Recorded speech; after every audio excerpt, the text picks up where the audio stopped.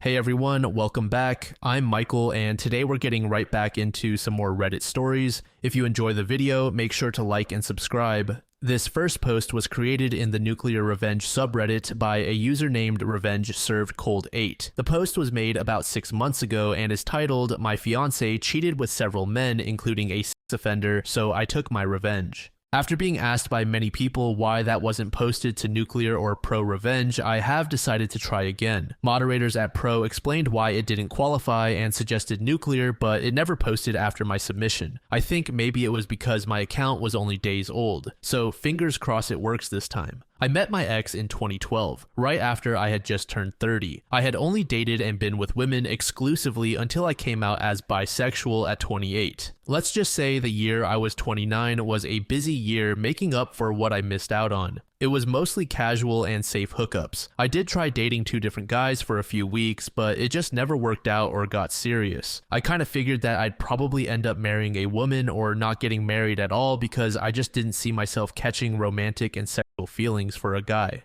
Then I met Ryan. From the first date, it was just like the only other time in my life I had fallen in love. Butterflies, constantly thinking about him, wanting to spend every moment with him. He fell for me hard too, and we became an item. Though he did say while he considered my bisexuality a turn because he had a thing for straight guys, it also gave him pause because of my desires for the opposite sex and his concern it may lead me astray. I thought about it and understood it was a legitimate worry, but I assured him that I couldn't even think about anyone else because I was really into him. Note, I knew he was the one by the end of the first month and I was in love, but I wasn't going to say these things too soon and risk scaring him off. On our first date, he admitted to me that he was legally blind due to a genetic disorder and that it was progressive and eventually he would only have a sliver of his peripheral vision. He immediately said he understood if I didn't want to see him again because no other guy had wanted to date him and be his driver all of the time. I grew up with a brother in a wheelchair who never learned how to walk or talk due to misdiagnosed meningitis at 6 months old back in the 70s.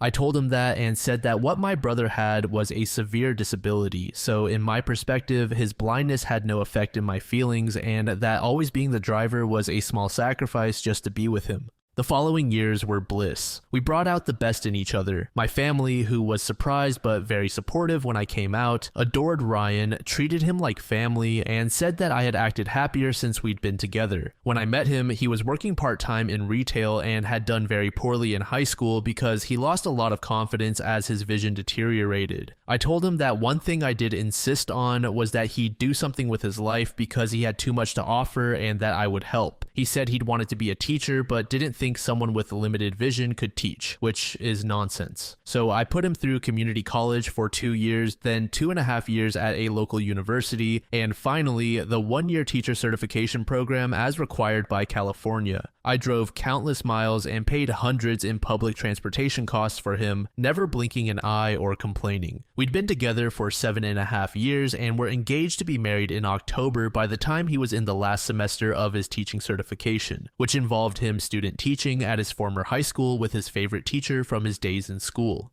Then the pandemic hit and schools closed. Fortunately, he'd had enough hours in the classroom to still qualify to be certified after the governor issued a waiver via executive order. On the 3rd day of the stay-at-home order in March, my life crumbled when I innocently found out he had cheated on me with an ex, all because he handed his phone to me to show me something on Instagram. I accidentally fat-thumbed the back arrow when he gave it to me, which took me back to a list of all his messages. I looked and recognized the name of his ex as the second message dated a week ago. I clicked on it and my heart sank. Directions to my house, pictures, dirty talk, and reassuring him not to worry about me because he had my location on my Find My Friends, just in case I came home from work. I immediately started screaming, demanding to know everything, and he admitted to having his ex over twice for sex and that they didn't use protection. His ex was engaged to his GF during this, adding another victim. Then he admitted to sleeping with his straight but curious recently single cousin by marriage twice, again no protection. Finally, he admitted to sleeping with a supposedly straight guy he and many of my cousins went to school with, who I told Ryan I really didn't like or want them talking because I didn't trust him after what I'd read about him. Since they were never close friends, I didn't feel like this was a big sacrifice or that I was being too controlling. I also assumed that he knew why I and all my cousins felt that way, but didn't bother repeating it. The reason was after high school at age 20, this guy was convicted of sexual assault and penetration with a foreign object against a girl and had gone to jail and was required to register as a sex offender for life.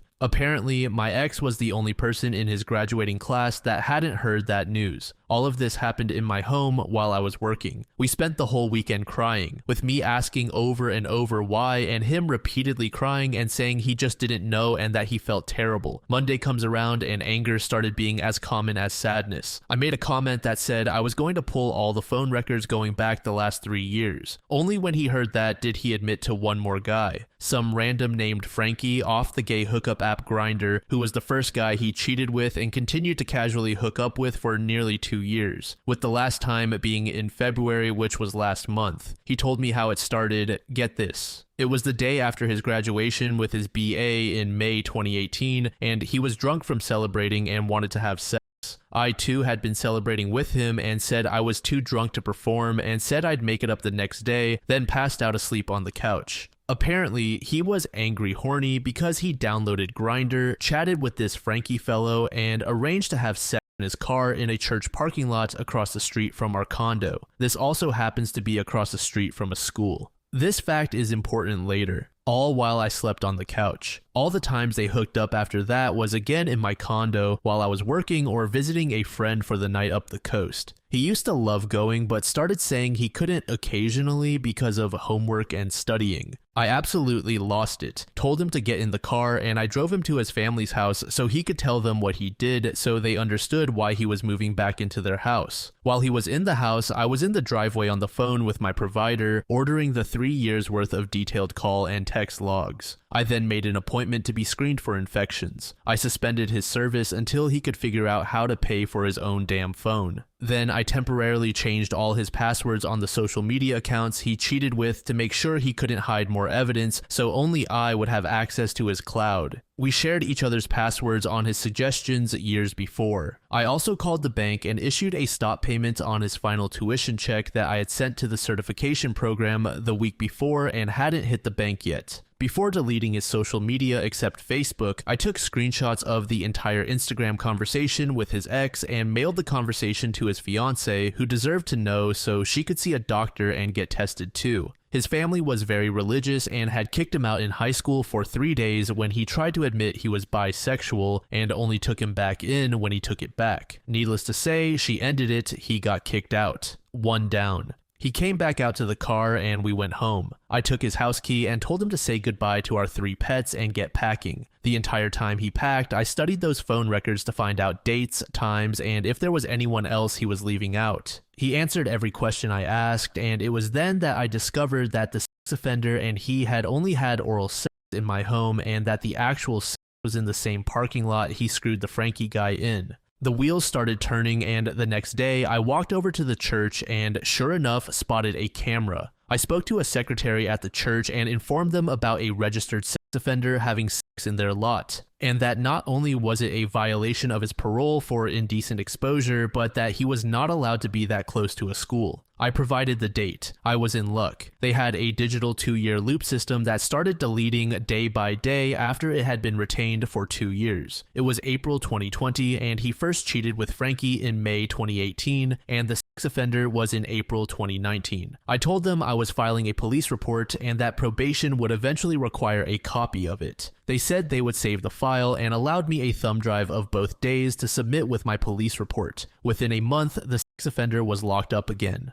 2 down. I also filed a police report against the Frankie guy. The police said it was a relatively minor infraction, but since it was across from a school playground and skate park, they would follow up. But there would be no jail time. I researched the hell out of Frankie and called him to confront him. He was smug and admitted to knowing about me the whole time. What he didn't know is that I had found out he had a job that required a security clearance, and he had several judgments against him and collection agencies had been looking for him. This was the best money I ever spent on a data collection site. I didn't know why they couldn't find him and just garnish his wages, but it ends up he was Hispanic and had 2 last names, and his name included Junior. Plus, he frequently went by his middle name Francisco, Frankie for short, so he got lost in the paperwork confusion. I sent a letter to the collection agencies providing his employer, current location, and contact information. Then I sent a copy of the police report about misdemeanor indecent exposure for which he pled guilty, and it was a fine with community service, not considered a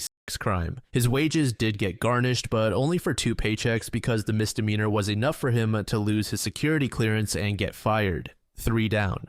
Then I contacted Ryan's family on his mother's side, pretending to be him from his Facebook account, making sure they knew he had f***ed his cousin. It spread through the family like wildfire, and soon his cousin was contacting me because he couldn't get a hold of Ryan to ask why he would expose what they did. I just laughed and said you shouldn't screw your cousins, especially when they're engaged, and that he'd messed around in my house, so now it was my turn for payback. 4 down. Lastly, I had already stopped payment, but since he was so close to finishing, I was sure his family would bail him out and pay the university. As I said, indecent exposure is usually a slap on the wrist type misdemeanor. However, I remembered some of the paperwork he signed to be a mandated reporter, which stated that you could lose teaching certification for documented acts of moral turpitude. I sent a copy of both police reports from the parking lot with still shots from the security footage clearly showing Ryan's face to the school district he'd been student teaching in, and a copy to the Commission on Teacher Credentials. 5th and final down.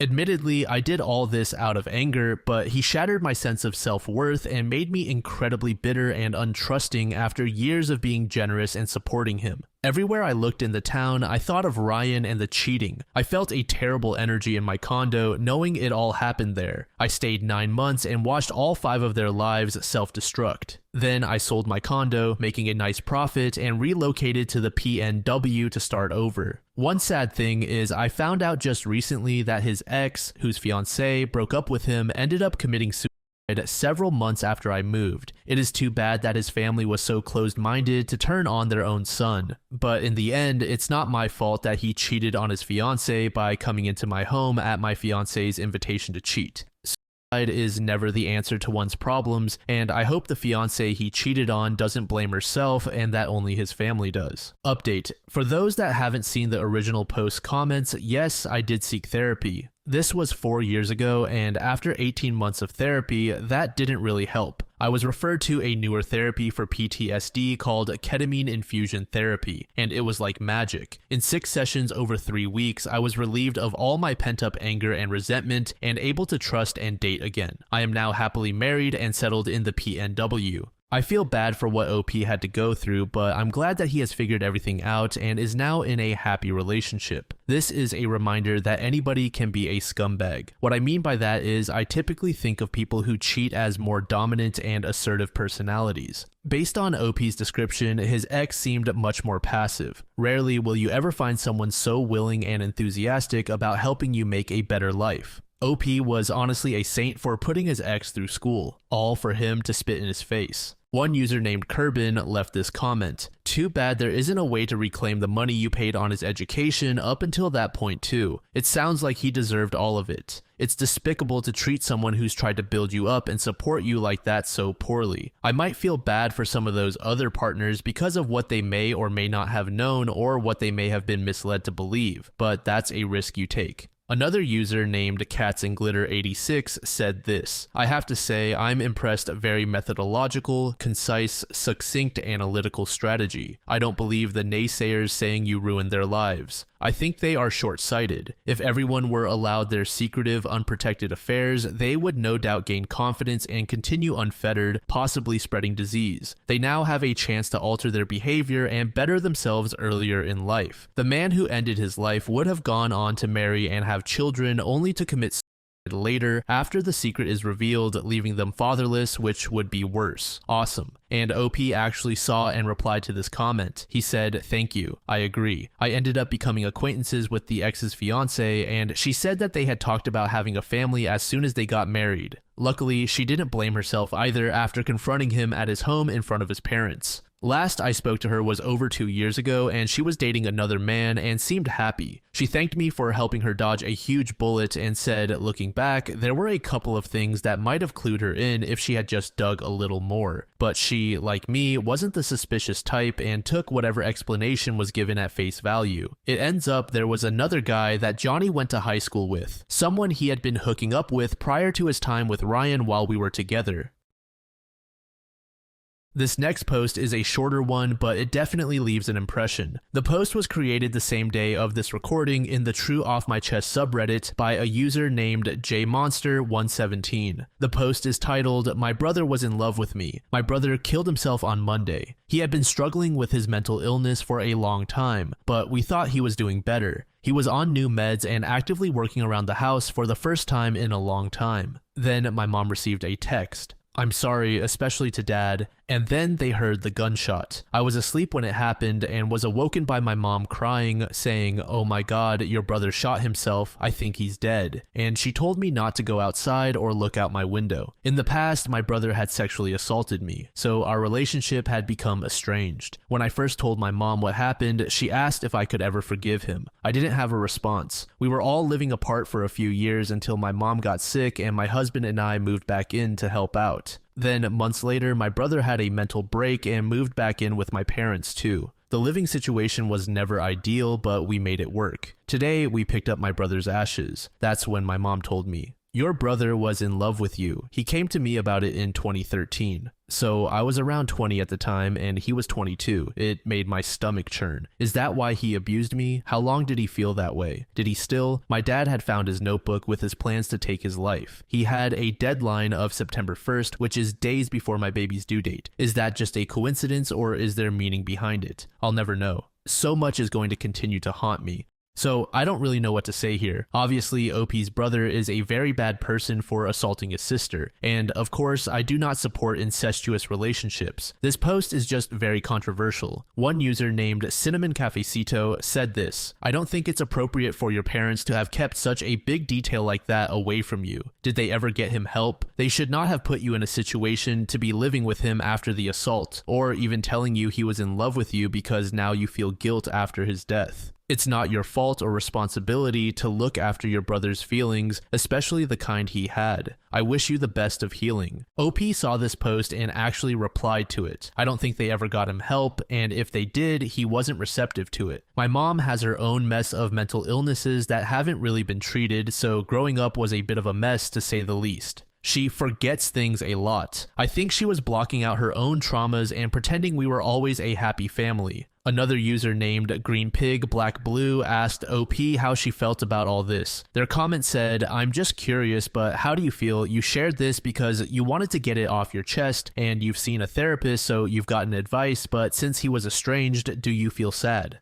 Are you indifferent? What is the impact you're experiencing from this?" "My condolences." OP replied with the following, "The thing is, I don't know how I feel. There's both sadness and relief about it all. I'm sad I lost the brother I once had, but I'm relieved that the abuser is gone. I no longer have to worry or feel uncomfortable in my house. I'm greatly saddened for my parents losing their son and seeing what they saw. There's so much I'm feeling." Another user named Basic Ent left this comment, "I don't think the deadline had anything to do with you having a baby. Congratulations, by the way. September 1st is the beginning of meteorological autumn. It's when the temperature starts to change ahead of the equinox. It's when the grass starts to die. If your brother was into mysticism or poetic symbols or anything like that, that might be what was going on. I think that because he only mentioned his father in the text. If it had something to do with you or something like not wanting his niece or nephew to think he was a monster, that would have been somewhere in his journal or in that text. I'd be very happy if you had one less thing to haunt you. If you haven't ever told your husband about what happened to you, tell him now. We can be oafs, but we're pretty good to lean on in times like this. I'm sorry about what he did to you. You're in shock still, but I feel like you're very strong and you'll get through this and be a fantastic mother." Another user named Salty Couch Potato said this: "Oh my goodness, I am so terribly sorry. Even one part of your story would be so hard to experience, let alone everything you've shared. Honestly, shame on your parents. I know they are bereaved, but they really let both of their children down, especially yourself. You absolutely did not deserve a single second of what you have shared. What a horrible living experience that must have been. Again, I am just so sorry, and I know you are incredibly strong and a survivor. Just do whatever is best for you and your husband and baby. Is it possible for you to schedule a prenatal checkup? Stress is really bad for our health, and if you're already under the strain of pregnancy, your body might need some extra health support. Can you take time off work to rest? Can you schedule a massage or get one from your husband? Seriously, put your feet up, queen. Get therapy, take a nap, eat some ice cream, go for a walk, and have hubby make dinner for the remainder of pregnancy and postpartum. I want you to have it on easy mode. You truly deserve it. Try to get your vitamins and some fresh air. Go visit a doggy or kitty. I wish I could give you a gentle hug or a little smile. When I am overthinking abusive relationships and the traumatic experiences they come with, I take so much solace in the fact that I will never understand. I can think and ponder what, but I would never do that to someone else, so there's no way to really get in their frame of mind. Thank God, I am just not like that. I have the capacity for harm and I am not perfect. I choose every day to do the right thing, and when I mess up, I make amends if possible, but regardless, I really try to learn from it. I don't think I could ever mess up that bad, though, and I am so grateful." The book titled "Why Does He Do That" is about angry and abusive men. I don't know if that fits your brother, but it helped me stop thinking about the why, and I started being able to accept what is and what's next. Take extra care postpartum. That can be a very hormonal time and very emotional. Please keep yourself safe and well. You are so loved.